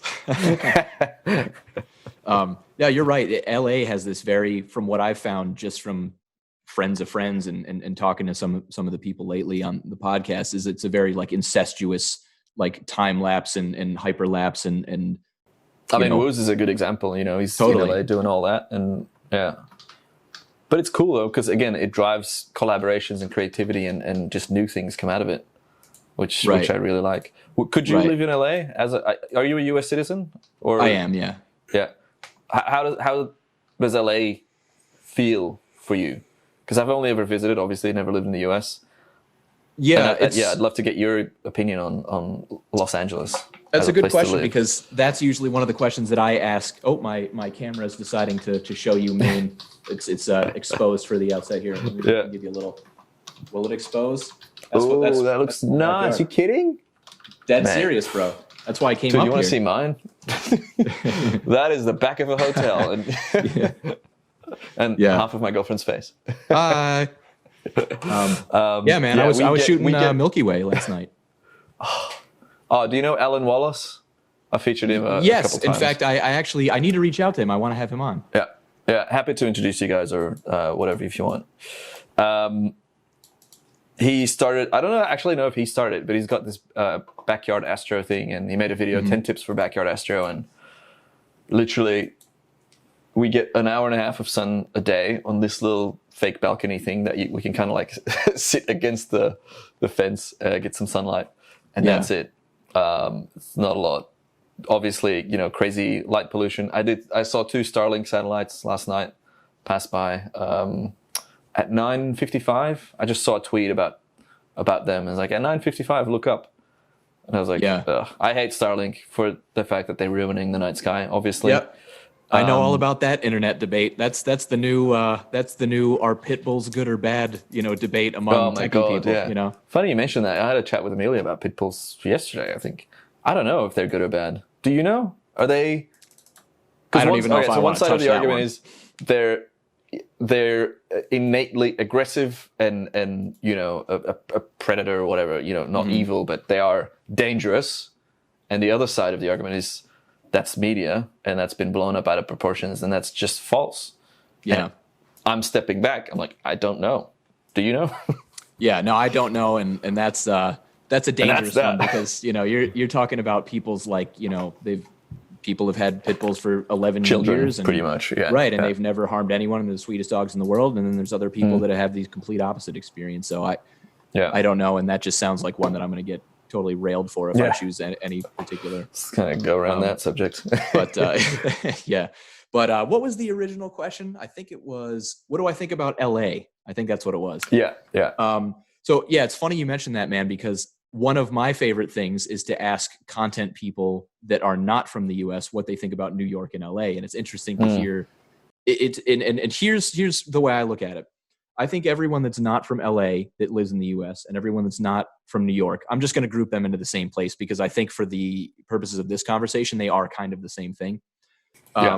They are a fantasy, kind of place in which I can go and I can make something of myself in some sort of creative field. And, you just sort of pack up your shit. And as Wu said, and I love this, was, you pack up your Honda Civic and you drive out to LA. And for whatever reason, everyone at that age in their early 20s or whatever always has a fucking Honda Civic. They're always like, so I got in my Honda Civic and I hit the road. So my impression is that Europeans, or people that are maybe just geographically further away from the US, they romanticize about LA and New York maybe a little bit more than an American does. And I think the further away you are, the more it hits that sort of cliche of like, oh, America, the land of opportunity. And I think the further you are away from it, the more maybe sort of naivete you have about that. Yeah, possibly. I've visited LA enough to know that I couldn't live there. I like visiting for about a week at a time, maybe a bit shorter. It's very fun. It's just also a total shithole. Right. Yeah. I was going to say with no disrespect, but there is a little bit of disrespect. I mean, fuck, there's so many issues with the US, but then there's so many issues with the UK, and there's so many issues with Australia, and so many issues with Belgium, where I'm from. Yeah, I don't know, man. Yeah.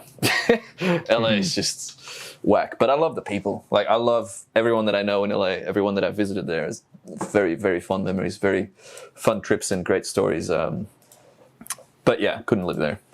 I think it's, I don't know if I could live there either, just because of well, I mean, I just suppose for obvious LA reasons, it just seems so competitive in from the standpoint of like. Oh yeah, and I'm not even talking like business wise or competition or the industry, just generally as a place. Also, I'm heavily biased because I fell in love with Sydney years ago, and then I moved there, and then it was my perfect life. Besides being away from my family and friends in Europe, but Sydney is the most beautiful city in the world, no doubt. It's clean, it's friendly, depending on who you encounter, I guess. But the nature and the way of life, and love it. Also has issues, but will you ever go back, or are you guys probably? It's like London's a temporary, definitely a temporary plan. We did move here with the plan to settle here. Amelia wanted to experience living and working overseas, so we did that.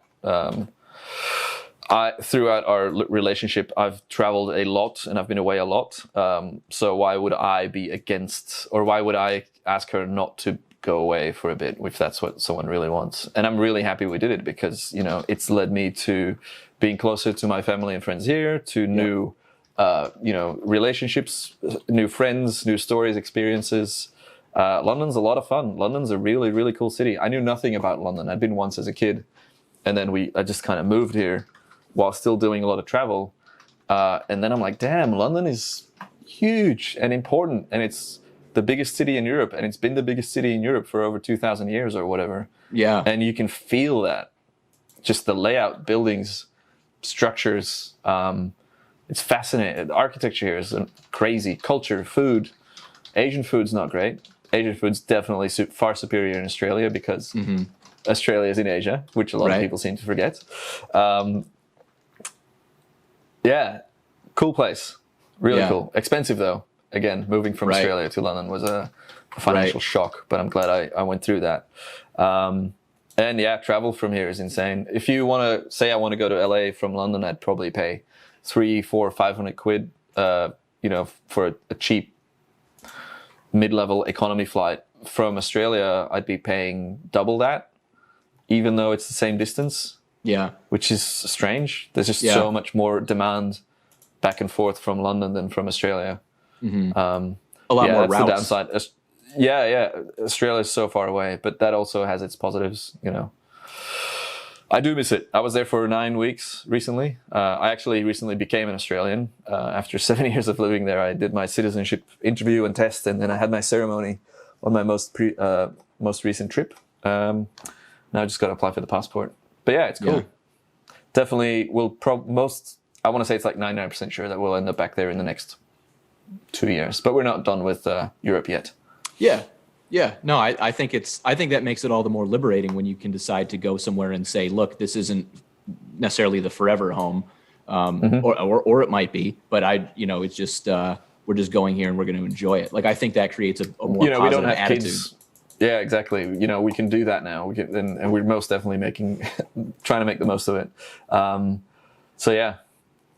It's a shame.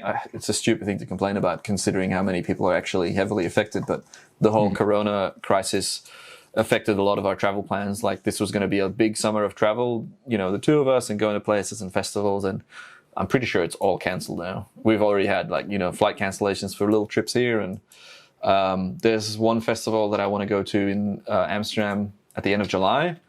And I'm like, every day I'm like, oh, I hope I'm not hearing today that it's going to be cancelled. Obviously, if it has to be cancelled, it has to be cancelled, and that's fine. But I'm holding out hope that by then stuff's more under control and it's allowed to go ahead. Belgium, which is worldwide known for its festivals in the summer, has cancelled every single gathering until the end of August. So wow. When I mentioned earlier DJs, getting hit hard, they would make 70% of their income in the summer festival season. And that's just the DJs that I know. There's all these other, logistics companies, stage builders, weddings, all weddings. Yeah, just mad. It's all gone. So it's like, yeah, the ramifications of this are definitely not fully clear, I think, for a lot of people. No, there's still a lot of naive people out there. And oh my God, man, the protests in the US right now. You're kidding. Yeah. What are the little, what you call a stalker in Dutch? Trump's just like fanning the flames. Liberate Michigan. Liberate, like, mate, can you not? I know. It's just the word liberate. I mean, it's funny, like I was saying before, I try to be kind of down the middle, and I look at it and I say, look, I could probably understand if I lived in a place that had very, very minimal cases. I didn't know anybody that had it. And my livelihood was essentially in jeopardy, and how am I going to pay my rent and all these things? Like, I could understand. I'm not there, and mentally I know that it is a big deal. But I could understand that, but I don't know. It's just, you wish that people would just be more rational in their fear or in their anger on both areas. Like, you wish people wouldn't overreact this way. And Empathy is something we need more of, I think. I feel like I've got too much empathy. Like, when I see a video, almost started crying 2 hours ago, and I saw this video of this grandpa in a nursing home getting a pillow of his late wife. He's like, oh, and then he just starts crying. And I was like, even now I'm like, fuck. Empathy is something, I wish more people had, because that's if you're anti or whatever, I feel like that's just a lack of an understanding. And the media plays a huge role in that, how they portray migrants, for example, turn them into these external things as opposed to a person with emotions and feelings and a family and I don't know. Yeah. A lot of people don't realize that about Australia, is that, because I think that Australia is a country that often enters debates in the US as far as, like, when we go down the gun control route, and people say, well, the thing happened in Australia and blah, blah. And, so I think that a lot of Americans have this idea that Australia is like the most like liberal paradise on earth. And then when they kind of go down the road to immigration and they realize, oh my God, it's horrific. It's way more conservative than the US. Yeah, literally, like, stopping boats, turning them back, giving these people smugglers money to get the fuck out of here. And we don't care about the people. Just get out of here. Here's money. Mm-hmm. Yeah. What happens? They throw people overboard or go back where they're killed or captive, or they capture people from these boats and put them in detention centers, literally camps, concentration camps, not necessarily, but jail on an island, Christmas Island. So Christmas Island's very double. It's this paradise. It's got like literal birds of paradise and crabs and nature, but it's also used as a phosphate mine and a detention center for boat people, as the government likes to call them. Yeah, it's wild. And so, they ship people there, and just there's, suicide rates or self-harm rates are off the charts because these people have no hope. Hope's been removed from the equation. And that's the message that the government sends out to try and stop more people from coming over via boats. And all this money gets spent on it. And it's, it's a huge human crisis. And then there's like 100 times more illegal migration happening through just normal airports. Right. And it's just, what do you have against specifically boat people? Whereas there's 100,000 people a year coming in illegal. I don't know that stat is true, but just via planes. No, that's a very good point. Sometimes the way in which something like manifests in front of your eyes will completely, change what your perspective on it, in terms of a threat. There is something, maybe it's like a more reptilian or like a more primordial thing where, like, if you see a boat coming, it's sort of more like alarming, I suppose. It's someone's coming aboard into my house, where it's like planes. It's like, well, I can't even keep track. There's just millions and millions of people. So maybe maybe it has something to do with that. Like it's just it probably appears scarier. Like, you know, there's for this a little metal sculpture, a shitty looking 2D boat with a print on it says, "I stopped these," sitting on the Prime Minister's desk, which is like this item of pride for this hateful man. I really don't like the politics in Australia. Amelia's like, she's like, don't go there, fuck Matt, don't the go Liberal there. Party. And also fuck the Labour Party because they keep investing in coal. Amelia's like, stop it, too much politics.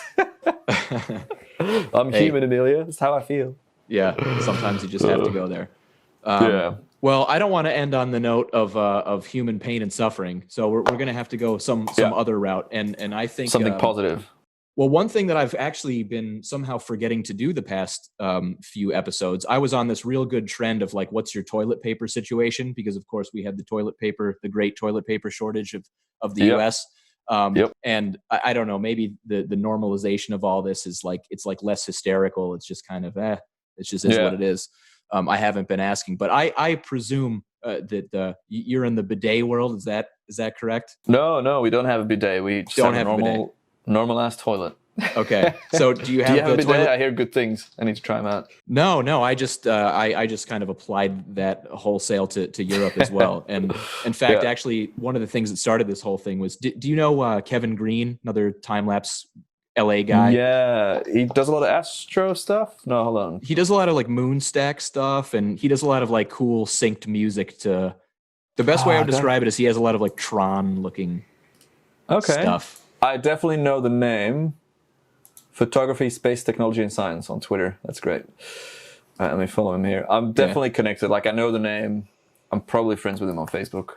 Could be, yeah. But the Kevin Green is his Instagram. The Kevin Green. Yeah. But anyway, yeah, he's a silly guy and doing a lot of like funny, silly time lapse stuff. But anyway, the thing that kind of jump started this conversation was that you know, he's very much an American. He's lived in California, I think, his entire life.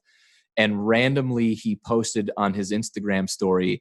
I think he just got like super drunk and stoned. At least that's what he told me. Yeah. And he was, you know, kind of in this quarantine, and just I think he was feeling a little bit stale creatively, and just, you know, like, why do I care so much about what my followers think and everything? And so he randomly was just like, I bought this bidet, and for like logical reasons, because he was like, well, I can't find any fucking toilet paper.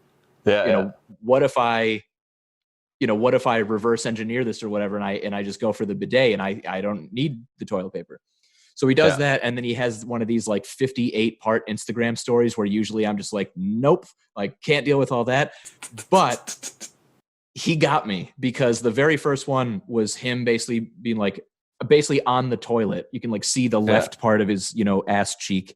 And he's like, here's my bidet, and I've installed it, and like, I'm going to try it out. And I was like, all right, you got me. Like, I'm here. He's got it as a highlight on his. It's the I first think he highlight, does it. Well, it was like his most successful, like, you know, story share ever. Because he was like, dude, I tried to contact some of these bidet companies when this happened because I ended up selling, like, I was a conduit for like 12 bidet sales. He needs a referral sign up or an affiliate program. Yeah, is what he needs a to bidet affiliate. I mean, that talk about like, you know, somebody eats an undercooked bat in China, and then 3 months later, there's a guy who's a time-lapse photographer who makes affiliate link, becomes a bidet influencer off of bidets. Yeah, I like that. Interesting story. Interesting how things go. Yeah, awesome. So do you guys have enough? So we did. We were smart about the whole thing. As soon as news started popping up that it might go global, might turn into a pandemic, we just started buying a couple extra cans of beans and sauce and spaghetti here and there. And probably 2 months before shit went down, or 6 weeks, we did nothing out of the ordinary besides maybe buying 5 to 10% more of what we usually buy. So we got a huge pantry stocked up with everything. Bought toilet paper on Amazon, like Eco, whatever, 36 rolls, I think.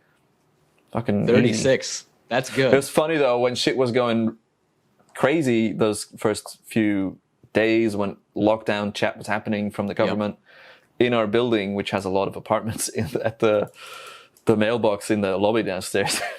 Every day there was another huge pack of toilet paper getting delivered because you couldn't buy it at the Tesco.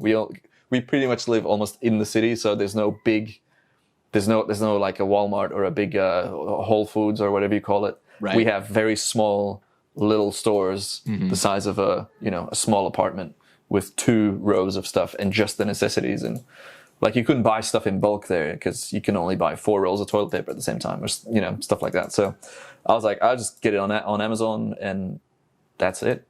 Stocked up on rice, sauce, essentials, beans, toilet paper, sorted. And we just drink tap water, which is good. Yeah, we're pretty much in the same boat here. Pretty much have to order. You don't have to order everything online. In fact, it's actually become quite difficult. But it is weird when you go to the bigger stores and like you have to stand in this line outside of the grocery store. Everyone's kind of 6 feet apart. Everyone has a mask. You have to sort of wait till the guy waves you into the store, and then you go in. And it's like I was saying before. It's kind of this funny camaraderie thing where you can kind of like look at people and be like, dude, how crazy is this? But at the same time, it's anxiety provoking. Like no one wants to be at the store. Everyone just feels like they've walked into the meat locker, and you're just sort of, it's freezing, and I just want to get my shit and I want to get out of here. Yeah, I'm definitely, I think a lot of people are like that as well. I feel a big need to document life right now. I don't really want to do it, but I know I have to do it because I know I'll be very happy that I did it later. Not for other people, just for ourselves. Like, I think starting tomorrow or the day after, I might shoot a day in the life of us as a couple living in downtown London, and so we can look back at it and be like, wow, that was actually pretty wild. Pretty damn wild. That was the whole reason I started the podcast, honestly. Initially, it was like, I want to have this thing that in 20 years I can look back, and if myself or if somebody had some wild conspiracy theory, about like, whatever, this is a man-made thing or whatever direction that you probably have read some of them. There's a million of them, but like, whatever thing that maybe we thought, well, what if it's this or that's bullshit? And then in 20 years I can look back and I'd be like, oh my God, that psycho that I had on was right. You know what I mean? Or whatever it comes down to. That's kind of why I started vlogging years and years ago, and I've since stopped, but I wanted to just be able to look back. It's like an audiovisual diary, and it's fascinating. Totally. Yeah. Well, you're great at it, man. I think one of the reasons that you are very sort of well received from the photography community and how to or whatever is because you're good on camera, but you're not just good on camera in the sense that like, I'm probably good on camera as well. I don't mind talking or speaking my mind, but you're good on camera because you have this thing about you where you're taking it seriously, but it doesn't look like you're taking it too seriously. Like you're just sort of like, look, it's this, here's what it is. Lighthearted joke, blah, blah, blah. All right, let's go. Yeah. And you don't feel as though it's this, self-indulgent persona thing or anything like that. It feels very real. And I mean, I don't remember what video sort of got me initially, but a couple of years ago. Yeah. Probably. How do you know of me, by the way, if you know? I've never seen you in my life. I don't even, randomly invited. Yeah. I just sent out my spam, on Instagram until somebody agreed. It was initially YouTube. I just don't remember what video it was. But I mean, like I'm much newer to time lapse than you are, so I think that was my daughter. I don't know if we're gonna have to reshoot this whole thing. Oh, you can bring her in. It's okay. We can let her see Dad for a second. How old is it? I've never done this before, but she's going crazy because she's 2 years old. So. Yeah. Okay. Hello. Probably can't hear me with the headphones. No, Hi. She can't. This is Ellie. Hi, Ellie. Hi, Ellie. Say hi. Cute. I'm surprised she hasn't called you Grandpa, because usually anyone that pops up on the screen, she just goes, "Oh, Grandpa." I was thinking the beard. Well, yeah, maybe he does have a beard now, but I think it's because she just, she just assumes that anyone that's on a screen in front of her is like, Zoom conferencing with Grandpa. Right, that's cute. I'll see you in a little bit. Bye-bye. We're almost done. But yeah, so I followed through YouTube, and I think it was like, one of those kind of, how to, it might have even been a hyperlapse. I don't remember, but like I've come a long way, and I'm not even saying I'm even close to being done. I'm still, a lot of my shots are still very amateur. But through you, through Emmerich, through countless other people that I've been paying attention to, Shane Bloom, who's actually going to do the podcast as well.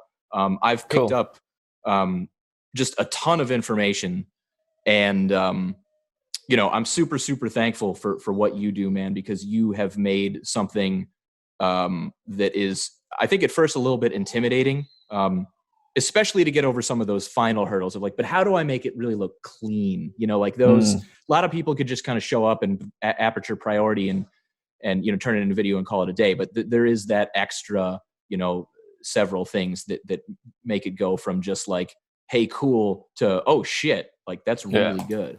It's good to hear, because whenever I make stuff, I compare it to, the likes of Martin and Shane Bloom's another good example. And I'm just like, fuck, how do I get to that level of quality? And then again, you zoom out, you look at where you are, you listen to feedback like this, and you're like, all right, I must be doing the right thing. Yeah.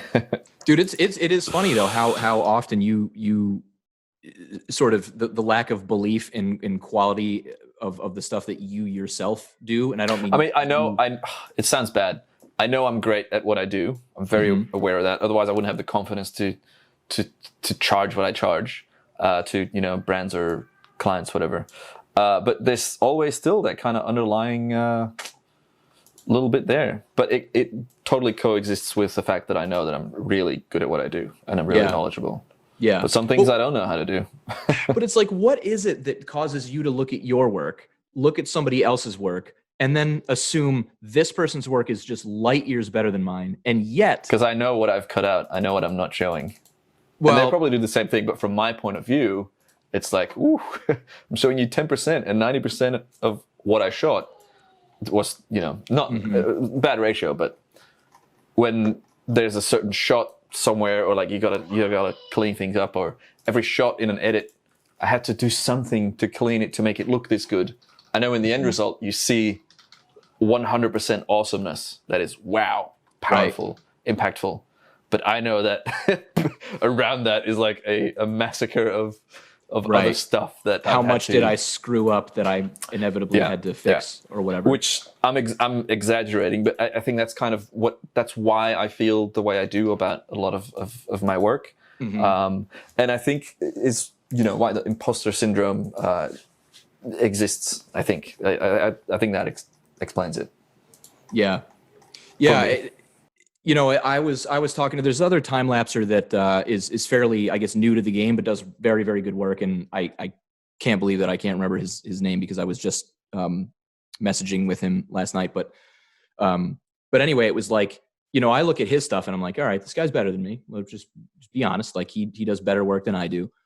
And then, he's messaging me, and it's like, he has the exact opposite opinion. Like he's like, I can tell that he's thinking like, Adam, he's a little bit more polished. Like, I can tell he's probably doing a little bit of extra work, more layers in After Effects, and I never see any flicker and that kind of thing.